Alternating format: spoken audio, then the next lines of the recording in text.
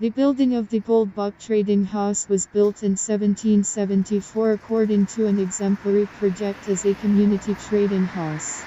The building housed a residential wing with the apartment of the merchant Lorets. In 1823, the building was badly damaged during a fire. In 1825 it was restored. At a later time, communal trade was headed by Thomas Cattaneo, merchant Ulrich Conrad von Moos, merchant Daniel Willi, who built a second floor on the trading building.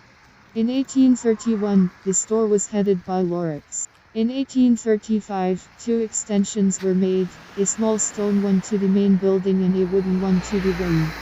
In the late 19th and early 20th centuries, the store belonged to Goldbach. During the Civil War, the building housed the headquarters of the formation of the 10th Army under the command of Shchadenko and the headquarters of the cavalry detachment of the 10th Army of Dumenko, Budyonny. After the war, the building housed a canteen for the starving and unemployed, later Soviet institutions, a registry office, an industrial and commission store. Under the building of the Holbach Trading House is one of the largest and best preserved cellars in Staraya Sarepta. Currently, the building is intended for museum displays and exhibitions.